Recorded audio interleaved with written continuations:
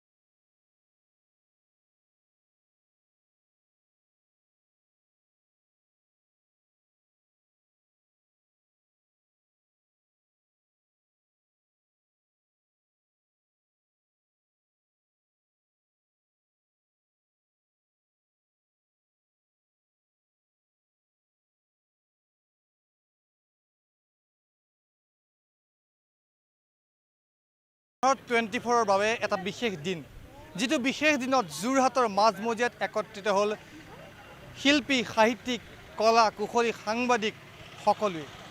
এই বিশেষ দিনটোত কিয় সকলো একত্ৰিত হ'ল? কিয়নো আজিৰ এই বিশেষ দিনটোত উজনি অসম মুখ্য কাৰ্যালয় যোৰহাটত শুভ উদ্বোধন কৰা হ'ল। আৰু এই অনুষ্ঠানটোত উপস্থিত থকা বিভিন্ন প্ৰান্তৰ লোকসকল তথা বিভিন্ন ক্ষেত্ৰৰ লোকসকলে কি শুভেচ্ছা আগবঢ়ালে এই মুহূৰ্তত আমি আপোনালোকলৈ আগবঢ়াইছোঁ। কথা হ'ল জ্যেষ্ঠজনক সন্মান কৰাটো। যদি মই আজি মোৰ জ্যেষ্ঠজনক নকৰোঁ, তেতিয়াহ'লে মোৰ কাইলৈ মই যেতিয়া জ্যেষ্ঠ হ'ম মোক কনিষ্ঠজনে নকৰে, কাৰণ সেইটো ককা আইতাৰ পৰা ধৰি সকলোৱে শিকাইছিলে। গতিকে সেইটো আমি সদায় মানি আহিছোঁ আৰু মানি যাবলৈ চেষ্টা কৰিম।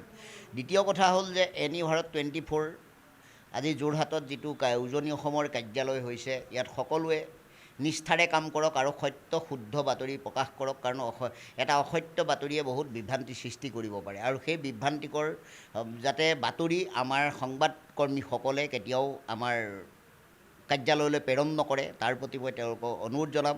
আৰু সত্য শুদ্ধ হ'লে তেতিয়া আমি সকলোৱে এই বাতৰিটোৰ জৰিয়তে আমি সমাজখনক কিবা এটা নহয় কিবা অৱদান আগবঢ়াব পাৰিম। কিন্তু এটা ভুল বাতৰিয়ে কিন্তু আমাৰ চেনেলৰ ভাৱমূৰ্তি নষ্ট কৰিব আৰু সেই পৰিয়ালটোকো বিপথে পৰিচালিত কৰিবলৈ বাধ্য হ'ব, যিজন ব্যক্তিৰ বিপক্ষে বজোৱা হয়। গতিকে মই আশা কৰিম যাতে আমাৰ সকলোৱে সুস্থ সবলভাৱে থাকক আৰু সত্য শুদ্ধ বাতৰি প্ৰকাশ কৰক, ইয়াৰে মই কামনা কৰি মোৰ বক্তব্য সামৰণি মাৰিছোঁ। ধন্যবাদ। অসমৰ এজন সক্ৰিয় ৰাজহুৱা কৰ্মী, এজন সচেতন ব্যক্তি দুলাল বৰা ডাঙৰীয়াৰ প্ৰচেষ্টাত যি এনি ভাৰত ইতিমধ্যে আৰম্ভ হৈছে আৰু আশা কৰিছোঁ যে সুস্থ সাংবাদিকতাৰ ক্ষেত্ৰত এক গতিশীল প্ৰভাৱ পেলাব। আৰু আজি এই অনুষ্ঠানটোৱে যোৰহাটত উজনি অসমৰ যি কাৰ্যালয় সংস্কৰণৰ কাৰণে কাৰ্যালয় যি স্থাপন কৰিছে, আৰু ই আশা কৰিছোঁ যে আমাৰ যথেষ্ট যোৰহাটকে ধৰি অঞ্চলটো যদিও আগবঢ়া, ইয়াত আৰু এটা আমাৰ সংযোজন হ'ল আৰু এই সংযোজনে এক নতুন আৰু যোগাত্মক প্ৰভাৱ আমাৰ সংবাদ ক্ষেত্ৰখনত পেলাব বুলি আশা কৰিছোঁ। আৰু সেইকাৰণে ইয়াৰ লগত জড়িত প্ৰতিগৰাকী ব্যক্তিকে মই শ্ৰীযুত ইয়াৰ CMD দুলাল বৰা ডাঙৰীয়াকে প্ৰমুখ কৰি প্ৰতিগৰাকী ব্যক্তিক আন্তৰিক শুভকামনা জনাইছোঁ আৰু ধন্যবাদ জনাইছোঁ তেখেতলোকৰ এই প্ৰচেষ্টাৰ বাবে। আৰু ভগৱানৰ ওচৰত প্ৰাৰ্থনা জনাইছোঁ যাতে তেখেতলোকৰ এই প্ৰচেষ্টাই এক ইতিবাচক ফলাফল সমাজ আৰু আমাৰ সংস্কৃতিৰ ক্ষেত্ৰত পেলায়। এনি ভাৰতৰ নামটো শুনিয়ে আছোঁ আমি, আৰু অসমৰ সমাজ জীৱনৰ লগত সম্পৃক্ত এজন ডাঙৰীয়া তেখেতে দুলাল বৰা, তেখেতৰ উদ্যোগতে এই জন্ম হৈছে এনি ভাৰত। আৰু আজি এই উজনি অসমৰ যিটো কাৰ্যালয় শুভ উদ্বোধন হৈছে, এই শুভ উদ্বোধনৰ মুহূৰ্তত উপস্থিত থাকিবলৈ পাই বহুত ভাল লাগিছে। আশা ৰাখিছোঁ এনি ভাৰতে অসমৰ সাংস্কৃতিক, সামাজিক, ৰাজনৈতিক সকলো বাতৰি সুন্দৰকৈ সম্প্ৰচাৰ কৰিব, সত্যনিষ্ঠতাত থাকিব। তেওঁলোকৰ লিখা আছে যে ভিৰৰ মাজতো ব্যতিক্ৰম, আমি বিচাৰিম ব্যতিক্ৰম প্ৰচেষ্টাবোৰ। ভাল লাগিব যে एनी भारत का ऊपरी असम में नया ऑफिस बनने के उद्देश्य से मैं आज सभी को धन्यवाद देता हूं और आपने हमें निमंत्रण देकर के बुलाया, उसके लिए मैं आभारी हूं आपका। और समाज माध्यम के तरफ से ये बहुत ज़रूरी है कि कोई भी माध्यम हो, जैसे कि इसको चौथा स्तंभ बोला जाता है समाज का, और ये चौथा स्तंभ का काम है निष्पक्ष रूप से इसकी जो वार्ता है वो समाज के सामने रखे, उसमें कोई पक्षपात नहीं हो, और जो सामाजिक है और इसकी जो सांस्कृतिक विरासत है हमारे आसाम की, उसको उजागर किया जाए, जिससे कि सभी को इस क्षेत्र के बारे में मालूम पड़े। धन्यवाद। এনি ভাৰত 24ৰ এটা ডিজিটেল মাধ্যমৰ পৰা আজি এটা ছেটেলাইট চেনেললৈ যিটো পৰিৱৰ্তিত হৈছে শুভক্ষণত এনি ভাৰত 24ৰ সন্মানীয় স্বত্বাধিকাৰীৰ লগতে এনি ভাৰত 24ৰ সমূহ সন্মানীয় সাংবাদিক বন্ধু লগতে সমূহ ভিডিঅ' জাৰ্নেলিষ্ট লগতে প্ৰতিজন কৰ্মকৰ্তালৈ এনি নিষ্ঠাৱান কৰ্মকৰ্তালৈ এই শুভক্ষণত বহুত বহুত শুভকামনা জনাইছোঁ। বিশেষকৈ উজনি অসমৰ ব্যুৰ' চিফ কংকনজ্যোতি শৰ্মাৰ লগতে সকলোলৈকে যোৰহাটৰ যিটো টীম, এই গোটেই টীমটোলৈকে বহুত বহুত অভিনন্দন জনাইছোঁ। আমি আশা কৰিছোঁ যে এনি ভাৰত 24ৰে কেৱল অসমতেই নহয় সমগ্ৰ ভাৰতবৰ্ষৰ বুকুত এটা স্থায়ী এটা ঠিকনা ল'বলৈ সক্ষম হ'ব সংবাদ জগতখনত। গতিকে নিশ্চিতভাৱে নিৰপেক্ষ নিৰ্ভীক বাতৰি পৰিৱেশনৰ লগতে যিবিলাক আপোনাৰ আমাৰ এণ্টাৰটেইনমেণ্ট যিবিলাক নিউজ, সেইবিলাকো এনি ভাৰত 24ৰে পৰিৱেশন কৰিব বুলি আমি আশা কৰিছোঁ।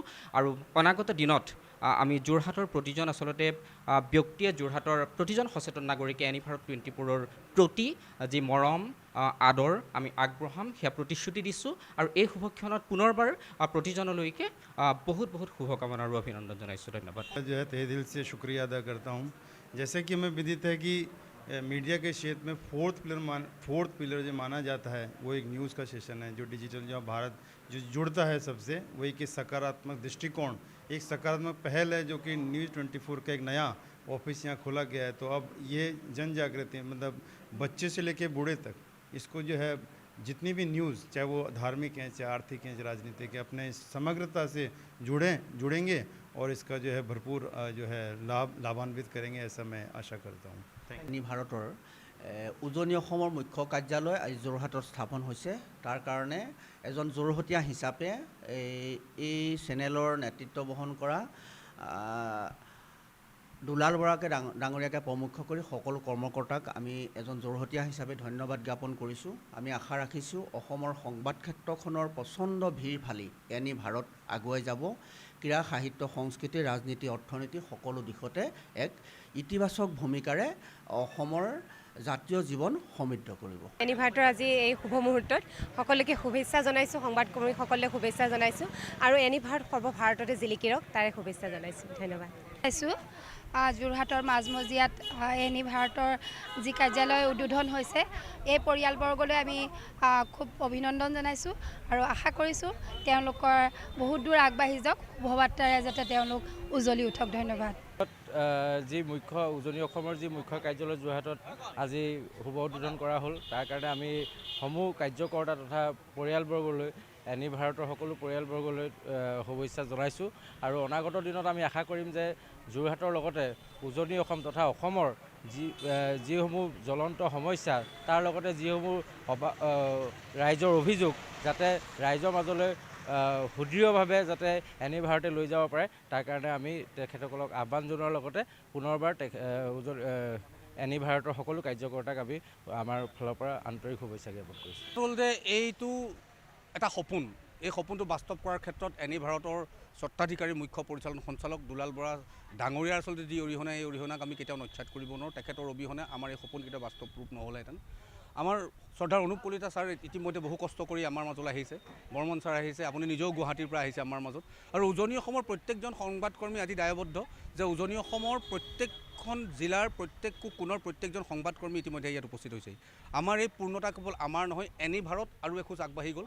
আৰু মই নাম ল'বই লাগিব উজনি অসমৰ প্ৰত্যেকজন কৰ্মকৰ্তা, সেয়া লাগিলে গোলাঘাটৰ কনক দাসেই হওক বা তিনিচুকীয়াৰ সন্তোষ ফুকনে হওক, শিৱসাগৰ আতু দাসেই হওক বা সকলো এনি ভাৰতৰ প্ৰত্যেকজন সতীৰ্থ, উজনি অসমৰ প্ৰত্যেকজন সতীৰ্থই আচলতে আমাক যেনেদৰে সহায় কৰিলে, আমাক মুখ্য কাৰ্যালয়ৰ পৰা যিদৰে আশীৰ্বাদ প্ৰদান কৰিলে আমি কৃতজ্ঞ আৰু আমি অনাগত দিনত ইয়াতকৈ অধিক সংকল্পবদ্ধতাৰে আগবাঢ়ি যোৱাৰ প্ৰতি